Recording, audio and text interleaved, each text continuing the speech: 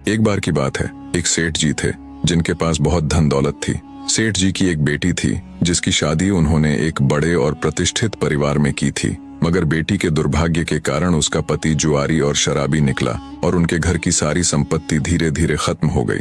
बेटी की इस हालत से सेठानी जी बेहद चिंतित रहती थीं। वे अक्सर सेठ जी से कहती, आप तो दुनिया भर की मदद करते हो, लेकिन अपनी बेटी की मदद क्यों नहीं करते जो इस कठिन समय से गुजर रही है।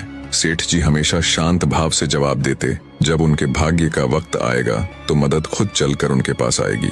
एक दिन सेठ जी किसी काम से बाहर गए हुए थे, तभी उनका दामाद अचानक उनके घर आ पहुंचा। सास यानी सेठानी जी ने दामाद का आदर सत्कार किया और सोचा कि क्यों न अपनी बेटी की मदद की जाए। उन्हें एक उपाय सूझा। उन्होंने मोतीचूर के लड्डुओं में सोने की अशर्फियां छिपाकर रख दी ताकि दामाद को यह लड्डू देकर उसकी आर्थिक मदद हो सके। सेठानी जी ने दामाद को विदा करते समय 5 किलो शुद्ध घी के लड्डू जिनमें सोने की अशर्फियां थीं, उसे उपहार में दे दिए। दामाद लड्डू लेकर वहां से चला, लेकिन रास्ते में उसने सोचा, इतने भारी लड्डू घर तक ले जाने का कोई फायदा नहीं है, क्यों ना इन्हें यही बेच दूं। उसने पास की मिठाई की दुकान पर लड्डू बेच दिए और उन पैसों को अपनी जेब में डाल लिया। संयोगवश उसी दिन सेठ जी घर लौटते वक्त मिठाई की दुकान पर पहुंचे और उन्होंने घर के लिए कुछ मोतीचूर के लड्डू खरीदने का सोचा। दुकानदार ने वही लड्डू का पैकेट सेठ जी को बेच दिया जिसे कुछ देर पहले दामाद ने बेचा था। सेठ जी लड्डू लेकर घर पहुंचे और सेठानी जी को लड्डू का वही पैकेट दिखाया। सेठानी जी ने जैसे ही लड्डू का पैकेट देखा, वह चौंक गई। उन्होंने एक लड्डू तोड़कर देखा तो उसमें से वही सोने की अशर्फियां निकली जो उन्होंने दामाद के लिए छिपाई थी।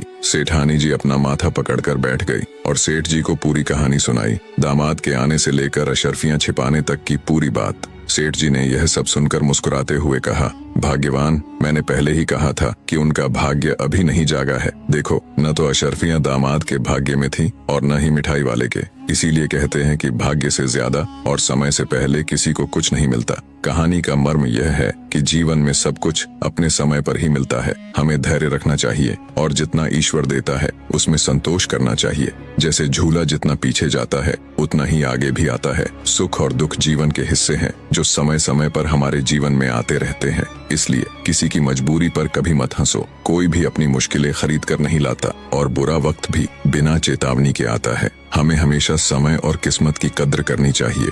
वीडियो पसंद आया हो तो वीडियो को एक लाइक करके कमेंट में अपनी प्रतिक्रिया जरूर शेयर करें।